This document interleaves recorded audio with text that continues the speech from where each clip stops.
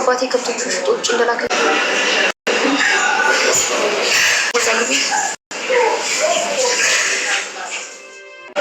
ፈጣጣ ነገሩን ኩፍሸር ቢያንስ ቅድሚያ አንተ ስሜት መረዳት ነበረው።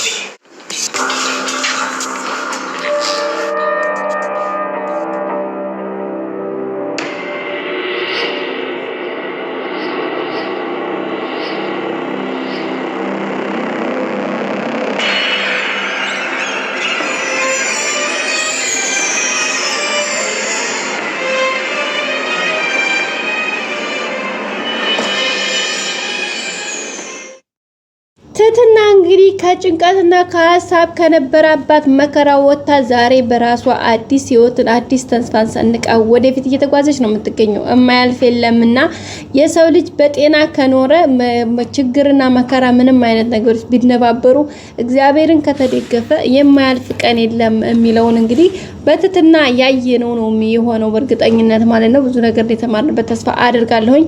እንደሚታወቀው እንግዲህ ትትና ከብዙ መከራ ከብዙ ሰቃይ በኋላ በጨካኞች በነመድብል በይቅርታ ከነዝናና ካሌብ ሞሲሳ ግብረ አበሮቻቸው በእግዚአብሔር ቸርነት በመድብል አጋዥነት ከዛ ከመከራ ቤት ውስጥ ወጣ እንግዲህ አሁን ላይ በሰላም ነው የምትገኘው።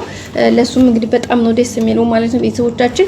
ከዛም መውጣቷ ብቻ ሳይሆን እንግዲህ ወጣም እነ መድብል ብዙ ሲፈልጓት ነበረ እና አብርሽና ጓደኞቹ ያው በብዙ ቻሌንጅ ውስጥ ሆነው በደብቀው ምናምን እንግዲህ ዛ አድርሰዋታል።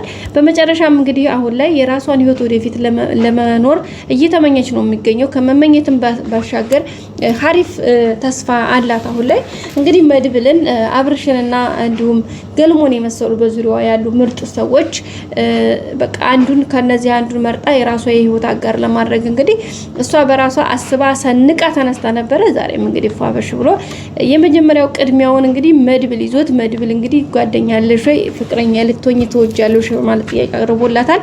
እሷም እንግዲህ ደስ ይለኛል እንግዲህ አንድ ነገር የኔ አጋር የትዳር ጓደኛ ለመሆን ከፈለክ መጀመሪያ ግን አንድ ነገር ማስተካከል ያለብህ ነገር አለ በማለት ነው ያለችው። እሱም እንግዲህ ምንድነው ምንም ችግር የለም ላንቺ ስል ማላደርገው አይነት ምንም ነገር የለም በማለት ነው የመለሰላት። ከዛም እንግዲህ ኦኬ እንደዛ ከሆነ ፈቃደኛ ከሆንክማ እንደዛ የምታደርግ ከሆነ የምታደርግልኝ ነገር አንድና አንድ ነው። እሱም ደግሞ ከብዙ ዘመናት በፊት የጠፋው ወንድሜ ወይም ታላቅ ወንድሜ ለረጅም አመት ስጠብቅ የነበረው ወንድሜን ፈልገህ ታገናኘኛለህ። እንደዛ ከሆነ እኔ እናንተ የመቀጠል አላማውም እንትኑም ይኖረናል። በዛ መልኩ አብረን መጓዝ እንችላለን በማለት ነው እንግዲህ ጥያቄዋን ያቀረበችው።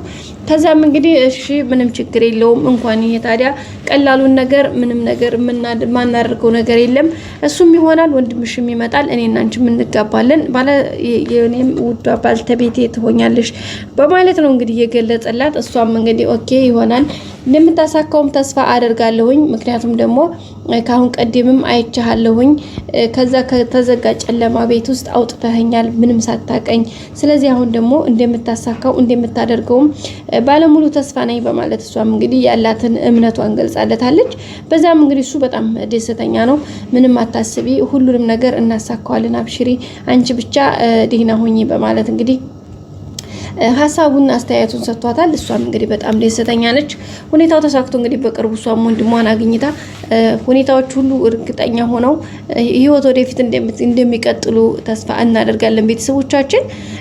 ምክንያቱም ያው እንደምታወቀው እንግዲህ በጣም በከባድ ቻሌንጅ ውስጥ ነው የሚገኙት ሁለታቸውም። ግን ያው መድብልም ያው እንግዲህ ዝና እያሳደደው ነው እንደምታውቁት ከዚህ እያሳደደው ነው የሚገኘው። ግን ቢሆንም በዚሁም መከራ ውስጥ ነው እንግዲህ ሁሉንም ነገር እንደሚያልፈው ተስፋ አድርጎ ወደፊት እየተጓዘ ነው። ጉዞም ደግሞ ያመረ የሰመረ እንደሚሆን አንጠራጠርም ማለት ነው ውድ ቤተሰቦቻችን። ይበዝህ እንዳለ ሌላው እንግዲህ አብርሽን ዛሬ የግሌና ትትና እንግዲህ የሌሊት ወይም ደግሞ የራት ልብስ ለብሰው ወይም ደግሞ ፋፈሽ ብለው የሚገርም አለባበስ በጭራሽ ያልተጠበቀ አይቶት የማያውቀውን አይነት አለባበስ ለብሰው እንግዲህ በጣም አምሮባቸው ነው። ሁለታቸውም ፊት ለፊቱ ተጋርጠውበታል።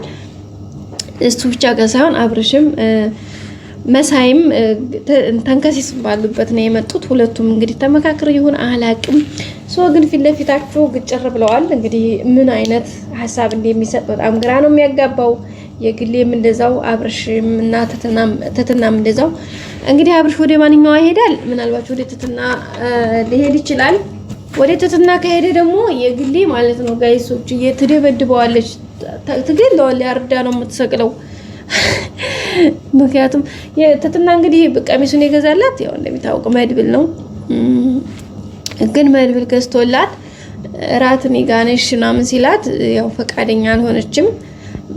ምክንያቱም አይ ይቅርብኝ ነው ያለችው፣ ሌላ ቀን ምናምን ነው ያለችው። ምክንያቱም አልፈለገችም። ስለዚህ እሱ ነገር እንደዛ በቃ ሲደብራት ሲያይሱ ደግሞ በቃ ይሶኬ በቃ ላንቺ ከደበረሽ ምንም አይደለም ችግር የለም በቃ ለሁሉም ጊዜ ያለው ብሎ ትቷት ሄደ ማለት ነው። ያው ቢደብረውም እንግዲህ ያው ወንድ ልጅ አይደለ ስሜቱ ዋጣ አረገ ማለት ነው። ቤተሰብ ደስ አይልም። በመጨረሻም እንግዲህ ሁለታቸውም አብርሽ ጋር ቀርበዋል። አብርሽ ደግሞ ምን አይነት ምርጫና ምን አይነት አስተያየት እንደሚሰጣቸው አብረን የምናይ ነው የሚሆነው። እንግዲህ የግሌና ትትና እንግዲህ ሁለቱም ፏፈሽ ብለው በሚገርም አለባበስ ወደ ልጆች ጋር መጥተዋል። አብርሽ ብቻ ሳይሆን እዚህ ጋር እንግዲህ ተንከሴስ እንኳን እንግዲህ አፉን ሲያጣጥም ነበረ። ዋው ቲል ነበር። አይታችሁታል ጋይስ፣ በጣም እየጎመጀ ነበረ እሱ። የሱ እንግዲህ ጽጌ ነች ጮኛው፣ ያው መሳይ ሊቀማው ተፍተፍ እያለበት ነው እንግዲህ። እሱም እንዳይነካ ድጋሚ ሚስቴ ነው ጮኛ ነው ፍቅረኛ ከነካ ውርድ ከራሴ እንግዲህ ቆርጭ ነው ማስቀምጠው ብሎ ሁለታ ሲያስጨንቀው ነበር ያደረው። አሁንም እንግዲህ ያው በተስፋ እንትን እያለ ነው የሚገኘው። ቤተሰቦቻችን በቀጣይ አዲስ ቪዲዮ እስከምንገናኝ ሰብስክራይብ፣ ላይክ፣ ሼር ማድረጋችሁን አትርሱ። መልካም ጊዜ በያላችሁበት። ተወዳችኋለሁ ቤተሰቦቼ። ላይክ አድርጉልኝ። ባይ ባይ።